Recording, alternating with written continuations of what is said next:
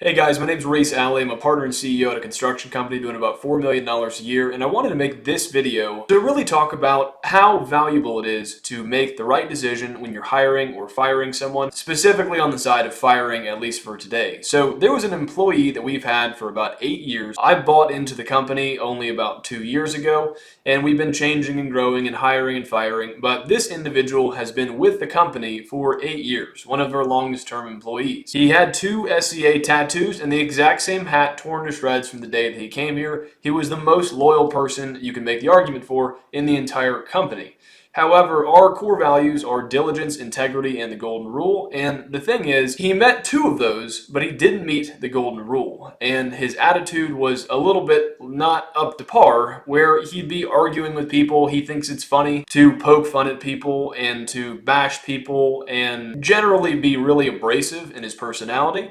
And that was just generally accepted for a very long period of time throughout the course of his tenure with the company. And he kind of developed an attitude over the course of time that everybody needs me, these tools are mine, these trucks are mine, this is mine, you can't have it, this, that, and the other, and on things that are company property. And he was our shop mechanic slash driver. And so most of the time, he would be working on, re-welding a trailer jack or fixing a bucket or redoing a hose on a machine, changing oil. But at our size company, where we've got about 9 large machines, these are mini X's and skid steers and a handful of trucks, but all of those typically go to dealerships and things like that. And so it's not a full-time job being at the shop working on things. And so he really needed to be employed in the field at least 1 or 2 days a week. And over the course of time, it's been the argument that, hey, we really need you to be more of a team player.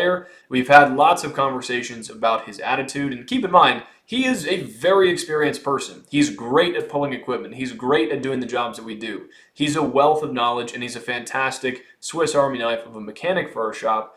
And so it was always this thing to where we're hiring and firing people based on our core values being diligence, integrity, and the golden rule, which conveniently spelled dig, but he just didn't have the golden rule. And it was always the exception that, hey, we're going to hire or fire this person based off if they meet that criteria and these values, except for this person. Everything's great except for this. And we're okay with that because he's that person.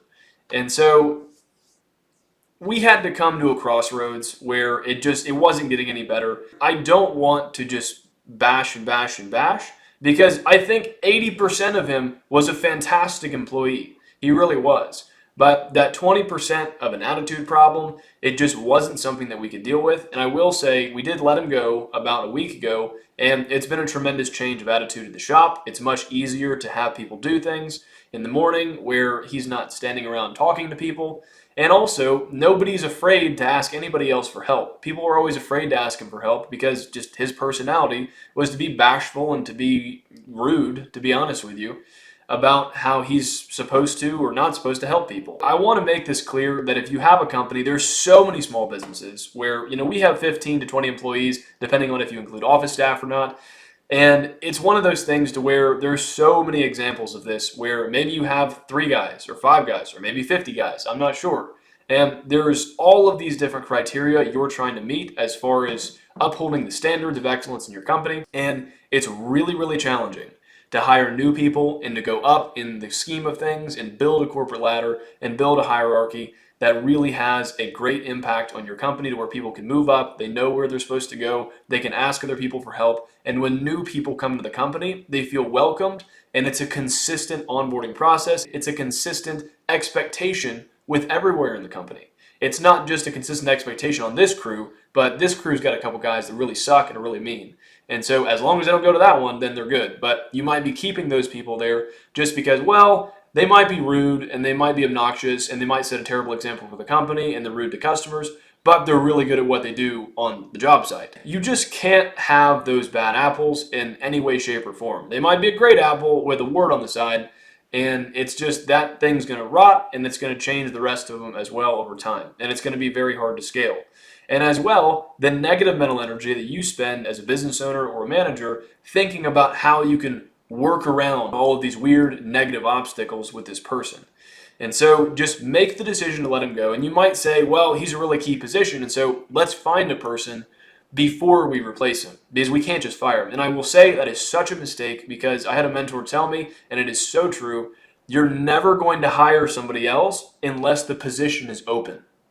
You're never going to hire somebody else unless the position is open. It just doesn't happen. You're going to be too comfortable and you're not going to think, well, man, now I'm desperate. Now I've got to do this. I've got to spend resources, money, and time to fill this position. You're just going to think, well, if somebody comes along once upon a time, then we'll fire this guy and put a new person in his position. And that's just never going to happen. Go ahead and make the hard decision, get him out of the company, and maintain the culture that is so hard to create in the first place. Don't kill your momentum by having someone on the team that you know shouldn't be there. And long term, it is absolutely going to pay off, and your team is going to be more successful because of it. So I hope this helps. I hope you guys are making a ton of money. And if you have any questions, comments, or concerns, please put them in the comments and click that subscribe button. I'll see you in the next one.